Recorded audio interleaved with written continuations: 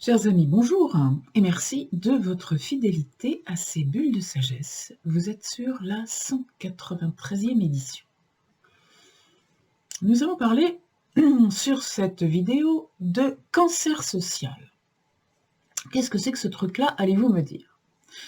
Alors avant d'en arriver là, un petit rappel sur ce que l'on appelle le cancer, indépendamment du signe du zodiaque et du crabe qui le représente.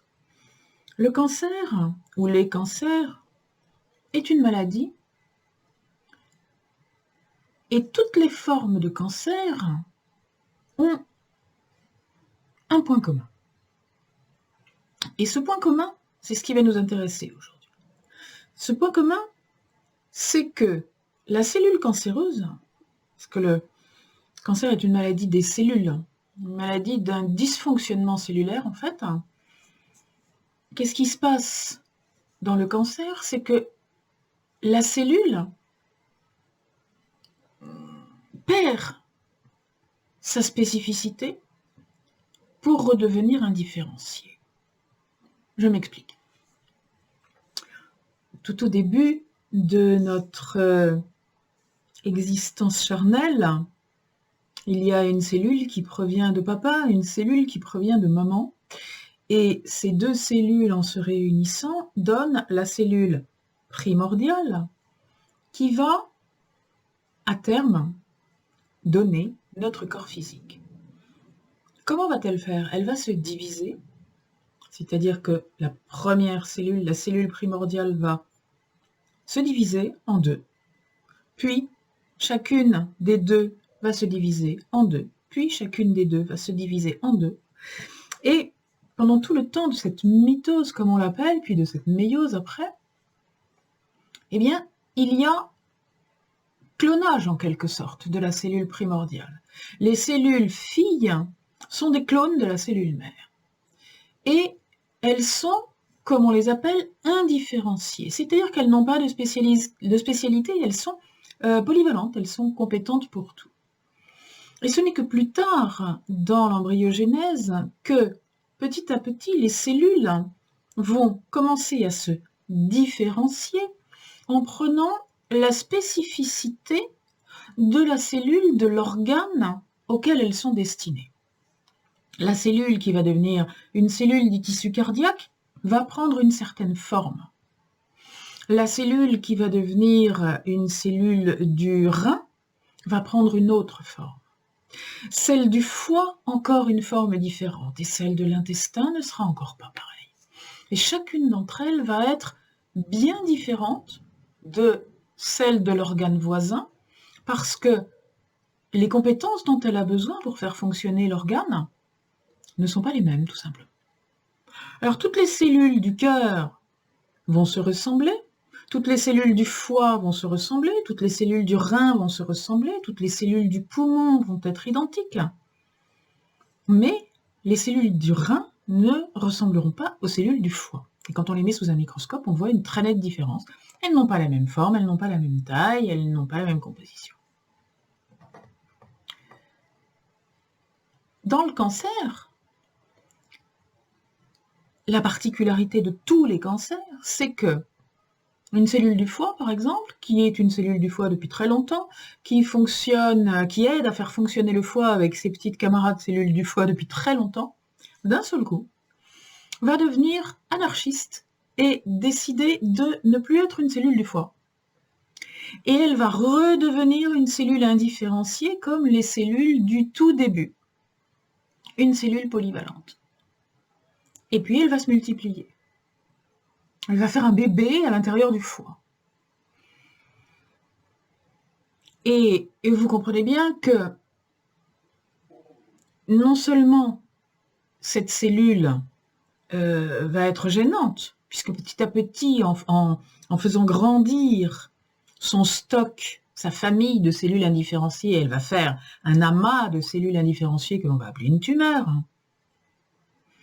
Mais en plus de ça, elle ne fera plus son boulot de cellules du foie.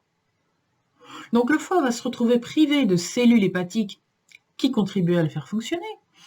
Et il va se retrouver avec, en son sein, au beau milieu de lui, un tas informe de cellules parfaitement inutiles, qui ne servent à rien parce qu'elles n'ont pas de compétences, à part de se diviser. Leur seule compétence, c'est de se reproduire.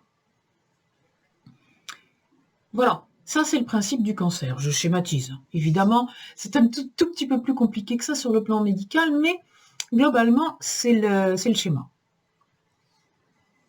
Alors maintenant, qu'est-ce que j'appelle le cancer social?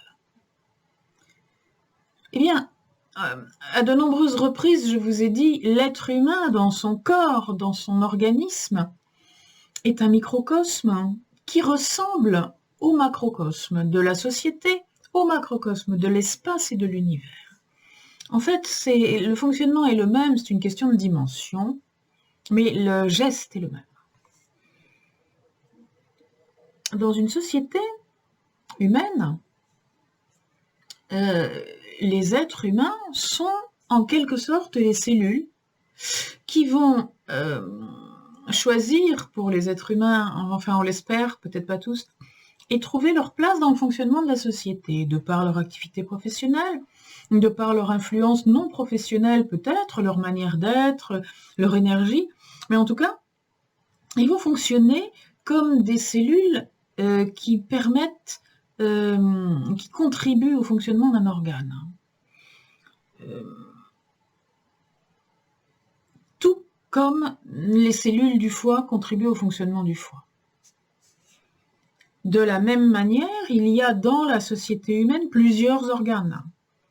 Il va y avoir des gens qui vont avoir une compétence dans un domaine, d'autres qui vont avoir des compétences dans un autre domaine. C'est comme si c'était deux organes différents.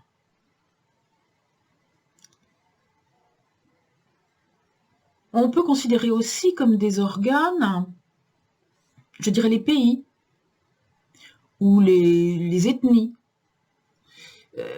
dans lesquelles il y a un mode de fonctionnement. Le mode de fonctionnement en France n'est pas le même que le mode de fonctionnement au fin fond de l'Afrique, de l'Amérique, du Nord ou du Sud, ou de l'Asie. Donc si on est français, né en France, élevé en France, dans la matrice éducative française, et que d'un seul coup on se trouve parachuté n'importe où ailleurs sur un des autres continents dans un groupe humain avec d'autres matrices, on va être complètement perdu. Et si on est dans un groupe qui fonctionne d'une certaine manière et qu'on s'acharne à fonctionner d'une autre manière, eh bien ça met souvent le bazar dans le groupe. Or, petit à petit, dans notre société humaine, et ce, dans tous les pays et dans tous les organes qu'ils représentent, on voit arriver de plus en plus des êtres, des individus, qui n'ont pas été éduqués au fonctionnement du groupe auquel ils appartiennent. Ils n'ont pas été éduqués du tout d'ailleurs. Ils ont poussé en totale liberté, comme une plante non tutorée, dans une friche. Et petit à petit, ils se mettent à étouffer les autres. Quand il y en a un qui dysfonctionne dans un groupe, ça peut encore être gérable. Mais quand il y en a 10, 20, 100, 1000 qui dysfonctionnent dans un groupe, eh bien, ça fait capoter le groupe. Ça fait capoter toute la société. Et c'est ça que j'appelle le cancer social.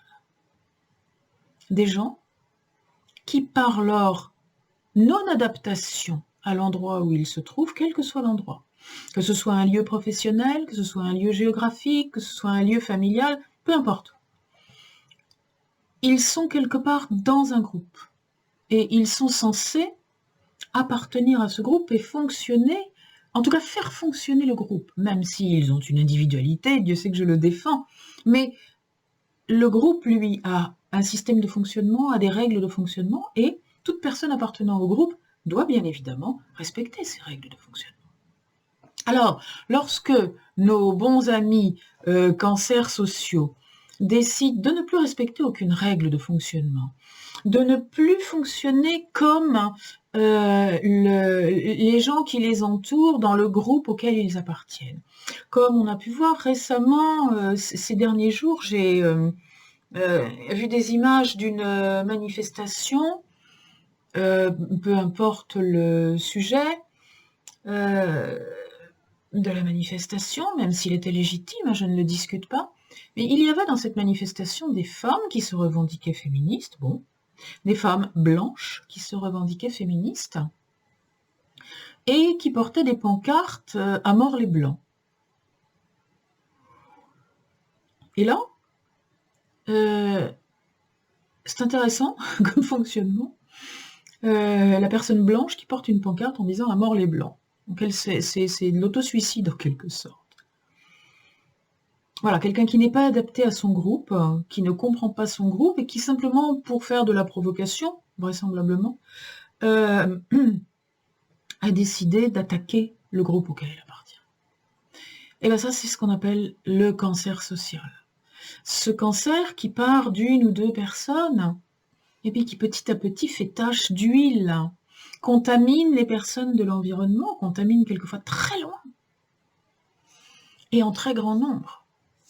Et vous savez, le cancer fait quelquefois ce que l'on appelle des métastases, c'est-à-dire qu'un cancer débute dans un organe et puis il envoie le mouvement cancéreux dans un autre organe. C'est ce qu'on appelle une métastase. Ben dans la société, on en est à ce stade-là, c'est-à-dire qu'il y a toujours eu, partout, et de tout temps, des gens qui n'étaient pas adaptés à leur groupe et qui voulaient se faire remarquer, puisqu'ils n'avaient pas de moyens de se faire remarquer en étant bien dans leur peau et en contribuant valablement au fonctionnement de leur société. Alors, ils se faisaient remarquer, et de tout temps, je le dis, je le répète, en étant à l'opposé de cette société, en essayant de la détruire. Bon, ça a toujours existé, mais il y en avait quelques-uns. Et là, on arrive au stade où, par endroits, les cancers sont aussi gros que l'organe. Il y a des mouvements de cancer social qui sont parfois maintenant plus importants que le geste du groupe auquel ils appartenaient. Évidemment, ça ne peut plus fonctionner. De là à en déduire que le bazar de notre société découle de là, eh bien, je vous laisse y réfléchir. Pour ma part, mon siège est fait, et je pense que notre société est vraiment une société cancéreuse au stade très avancé. Alors vous me direz, il y a des cancers qui se guérissent, oui, mais les cancers qui se guérissent sont toujours guéris par suppression des cellules cancéreuses. C'est-à-dire que pour guérir le cancer, il faut déterminer à quel type de cancer on a affaire, reconnaître les cellules cancéreuses et les enlever d'un moyen ou d'un autre, par l'ablation chirurgicale, par la chimiothérapie, par la radiothérapie, par l'immunothérapie, n'importe, mais l'objectif pour que la personne guérisse, c'est d'éliminer les cellules cancéreuses. Ça, c'est incontournable. On ne guérit pas d'un cancer si on n'élimine pas les cellules cancéreuses. Or, dans la société, les cellules étant des êtres humains, on a beaucoup de mal à les éliminer.